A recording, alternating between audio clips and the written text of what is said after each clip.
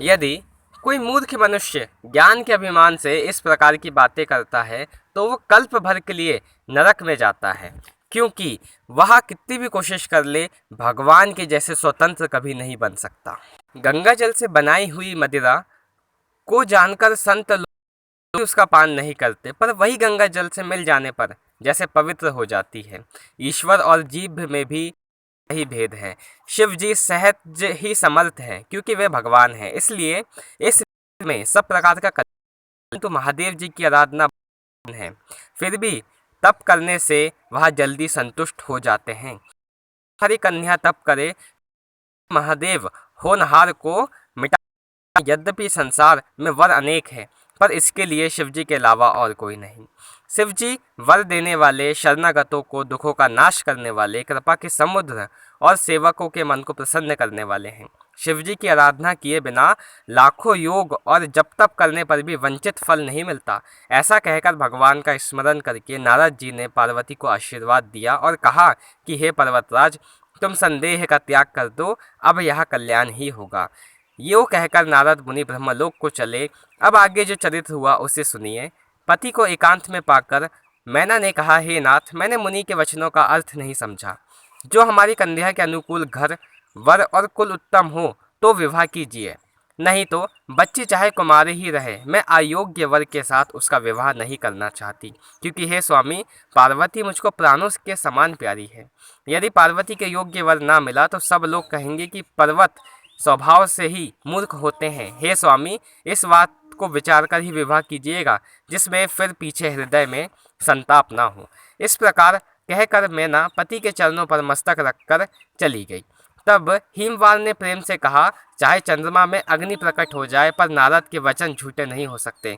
हे प्रिय, सब सोच अलग करके श्री भगवान का स्मरण करो, जिन्होंने पार्वती को रचा है, वे ही कल्याण करेंगे।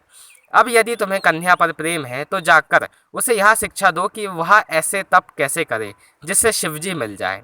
दूसरे उपाय से यह कलेश नहीं मिटेगा। नारद जी के वचन रहस्य से युक्त और साकारण है, और शिवजी सब गुणों के भंडार है। यह विचार कर तुम मिथ्या संदेश को अलग करो। शिवजी तभी तरह से निष्कलंक है। पति के वचन सुनकर मन में प्रसन्न होकर मैना उठकर तुरंत पार्वती के पास गई। पार्वती को देखकर उनके आंखों में आंसू भर आए। उसे स्नेह के साथ गोद में बैठा लिया, फिर बार बार उसे हृदय से लगाने लगी। प्रेम से मैना का गला भर गया, कुछ आहा नहीं जाता। जगत जननी भवानी जी को तो सर्वज्ञ माता के मन की दशा को जानकर वे माता को सुख देने वाली कोमल वाणी से बोली, माँ सुन, मैं तुझे सुनाती हूँ। मैंने ऐसा स्वप्न देखा है कि मुझे एक सुंदर गौर वर्ण श्रेष्ठ ब्राह्मण ने ऐसा उपदेश दिया है। हे पार्वती, नारद जी ने जो कहा है उसे सत्य समझकर तू जाकर तप कर। फिर यह बात तेरे माता पिता को भी अच्छी लगी है। तप सुख देने वाला और दुख दोषों का नाश करने वाला है। तप के बल से ही ब्रह्म संसार को रचते हैं, और तप के बल से ही विष्णु सारे जगत का पालन करते हैं। तप के बल से ही शंभु रुद्र रूप से जगत का संहार करते हैं, और तप के बल से ही शेष जी पृथ्वी का भार धारण करते हैं। हे भवानी, सारी सृष्टि के आधार पर ही है, ऐसा जी में जानकर तू जाकर तप कर। यह बात सुनकर माता को बहुत अचरज हुआ, और उसने हिमवान को बुलाकर वह सपने सुनाया।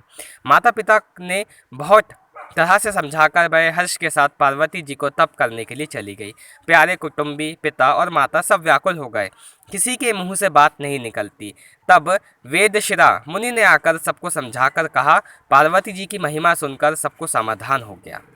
प्राणपति शिवजी के चरणों को हृदय में धारण करके पार्वती जी वन में जाकर तप करने लगी। पार्वती जी का अत्यंत सुकुमार शरीर तप के योग्य नहीं था, तो भी पति के चरणों का स्मरण करके उन्होंने सब भोगों को तज दिया। स्वामी के चरणों में नित्य नया अनुराग उत्पन्न होने लगा, और तप में ऐसा मन लगा कि शरीर की सारी सुध बिसर गई। 1000 वर्ष तक उन्होंने फूल और फल खाए, फिर 100 वर्ष साग खाकर बिताए। कुछ दिन जल और वायु का भोजन किया, फिर कुछ दिन कठोर उपवास किए।